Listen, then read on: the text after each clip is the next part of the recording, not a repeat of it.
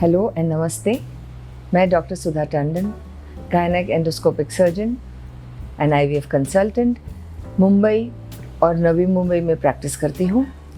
आज हम थोड़ी सी बातचीत करेंगे मोटापा, यानी कि इंग्लिश में जिसे ओबेसिटी कहते हैं। ओबेसिटी को WHO ने ऐसे बताया है कि अगर BMI 25 किलोग्राम पर मीटर स्क्वायर से ज़्यादा हो किसी व्यक्ति का तो उसे ओवरवेट कहा जाता है, और अगर वह 30 किलोग्राम पर मीटर स्क्वायर से ज़्यादा हो तो उस व्यक्ति को ओबेस या मोटा कहा जाता है, और अगर वो 35 से ज़्यादा हो तो उसे हम मॉर्बिडली ओबेस कहते हैं। अब हम देखेंगे कि कोई व्यक्ति मोटा क्यों होता है। इसका जो मुख्य कारण आजकल हम देखते हैं वह लाइफस्टाइल के ऊपर है। उस व्यक्ति के लाइफस्टाइल के ऊपर बहुत इस पर ये निर्भर करता है। अगर वह व्यक्ति की फिज़िकल एक्टिविटी बहुत कम हो, यानी उठना बैठना, दिन भर एक जगह पे बैठ के काम करना हो, तो मोटा होना बहुत ही स्वाभाविक हो जाता है।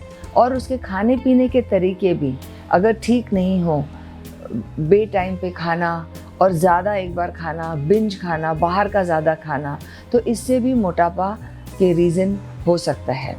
दूसरा हो सकता है कि उस व्यक्ति में कोई हार्मोनल अंदरूनी कोई प्रॉब्लम हो, या कोई उसे दवाइयाँ लेनी पड़ती हो, जैसे कि स्टेरॉयड लेना हो पड़ता हो, या तो फिर उसे कोई एंटी डिप्रेसेंट लेना हो, तो इसके कारण भी वह व्यक्ति मोटा हो सकता है। अब कितने हम लोग देखते हैं कि वो मोटे होते हैं। अगर आमतौर आप देखेंगे तो भारत में भी काफ़ी लोग अभी आजकल मोटे हो रहे हैं, और अगर हम बाहर के देशों में देखें तो USA में बताया गया है कि 60% से ज़्यादा जो है व्यक्ति ओवरवेट होते हैं, और तकरीबन 25-30% इसमें जो होते हैं वो ओबेस, या कोई 5% मार्केडली ओबेस भी होते हैं।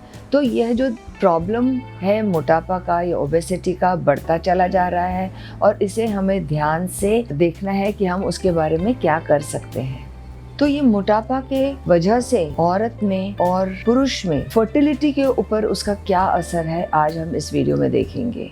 ये पाया गया है कि जो औरतें मोटी होती हैं उनमें अक्सर उनकी जो माहवारी होती है वह अनियमित होती है, यानी कि उसे जो माहवारी आती है कभी भी 30 दिनों में नहीं आएगी, कभी जल्दी आएगी, या तो कभी 2 या 3 महीने में उसे पीरियड्स आते हैं।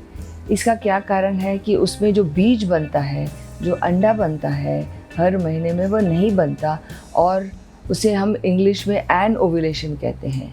और अगर ये औरतों को हम ट्रीटमेंट भी करें IVF का या कोई भी तरीके का, तो इनमें जो इंजेक्शन्स लगते हैं, बहुत सारे इंजेक्शन्स लगते हैं, शायद ज़्यादा दिनों के लिए इंजेक्शन्स लगते हैं, और जो अंडे हमें मिलते हैं ट्रीटमेंट के द्वारा वह उसकी क्वालिटी अच्छी नहीं होती है, और नंबर भी कम हो सकता है। तो इसकी वजह से ये औरतें गर्भवती नहीं रहती, और यह पाया गया है कि जो मोटी औरतें होते हैं उनमें आसानी से गर्भ नहीं ठहरता, और उन्हें फर्टिलिटी ट्रीटमेंट की बहुत आवश्यकता रहती है। और हम जब इन्हें ट्रीट करते हैं तो जो इनके अंडे बनते हैं वो उसकी क्वालिटी अच्छी नहीं बनती, उनको ज़्यादा दिन के लिए हमें इंजेक्शन्स देना पड़ता है, अंडे भी कभी कम मिलते हैं, और जो एम्ब्रियो बनता है वह भी उसकी क्वालिटी अच्छी नहीं होती है। इसलिए जो हम प्रेगनेंसी रेट होता है, जो नेचुरल प्रेगनेंसी रेट होता है या ट्रीटमेंट से प्रेगनेंसी रेट होता है,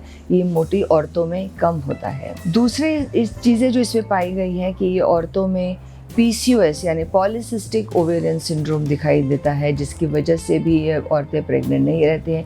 थायराइड का भी इशू होता है, उनमें ज़्यादा करके हाइपोथायरॉयडिज्म होता है, और उन्हें थायराइड की गोली लेनी पड़ती है। ये जब मोटी औरतों को हम ट्रीटमेंट देते हैं IVF का, यह प्रेगनेंसी के चांसेस कम होते हैं, और एबॉर्शन के यानी कि गर्भपात के जो रिस्क रहता है वो बहुत ज़्यादा रहता है। द लाइव बर्थ रेट भी बहुत इसमें फ़र्क पड़ता है, और जो बच्चा पैदा होता है उसका वज़न भी तकरीबन थोड़ा बहुत कम रहता है। इन औरतों में ब्लड प्रेशर का प्रॉब्लम प्रेगनेंसी के दौरान और डायबिटीज़ का प्रॉब्लम भी रहता है।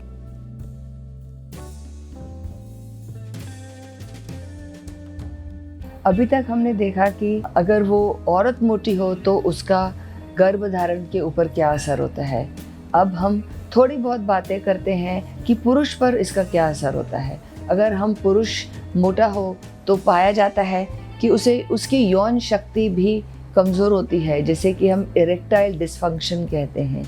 और अगर दोनों मोटे हों तो उनको सेक्सुअल इंटरकोर्स करने में भी तकलीफ़ होती है। हम ये भी देखते हैं कि जो चांसेस ऑफ फर्टिलाइजेशन है, जो मोटे पुरुष होते हैं उनके स्पर्म्स जो कम होने की वजह से फर्टिलाइजेशन कम होता है और उनके जो वाइफ की, औरत की जो प्रेगनेंसी के चांसेस कम होते हैं।